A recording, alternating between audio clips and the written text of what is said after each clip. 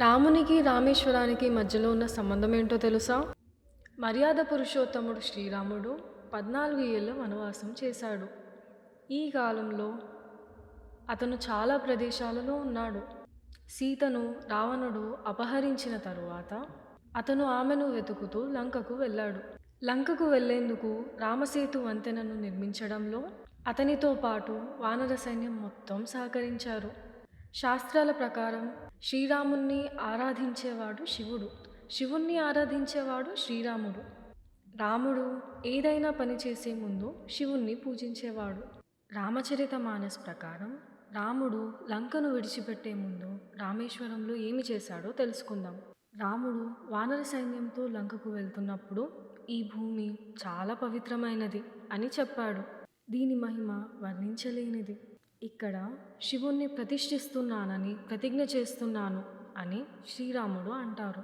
శివలింగాన్ని ప్రతిష్ఠించిన తరువాత రాముడు దాన్ని పూజిస్తూ, నేను స్థాపించిన శివలింగం ఉన్న ఈ రామేశ్వరుని దర్శనం చేసుకున్న వ్యక్తి తను ఊపిరిపోయిన తరువాత అతను నా లోకానికి చేరుకుంటారు అని శ్రీరాముడు అంటారు. రామేశ్వర మహాదేవుని గంగాజలంతో అభిషేకించిన వారికి మోక్షప్రాప్తి కలుగుతుందని చెబుతారు. రామేశ్వరం ఆలయ విశేషాలు. ఈ క్షేత్రానికి రాముడితో అనుబంధం ఉండడం వల్ల ఈ యాత్రకు రామేశ్వరం అనే పేరు వచ్చింది.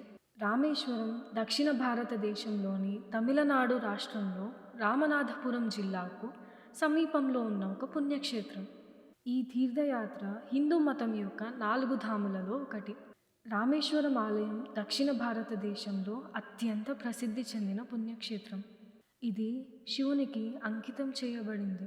ఈ ఆలయ గర్భగుడిలో శివుని 11వ జ్యోతిర్లింగాన్ని స్థాపించారు. ఈ ఆలయ జ్యోతిర్లింగాన్ని శ్రీరాముడు స్వయంగా ప్రతిష్ఠించారు.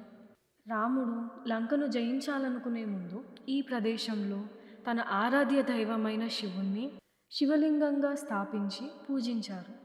రాముడి పేరు మీదుగా ఈ ప్రాంతానికి రామేశ్వరం అని పేరు వచ్చింది.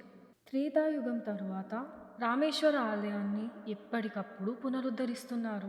ఈ ఆలయాన్ని ఆదిత్యవర్మన్ I, Rajendra Chola I, Rajaraja Chola I, కృష్ణదేవరాయలు వంటి అనేక మంది రాజులు కొత్తగా నిర్మించారు.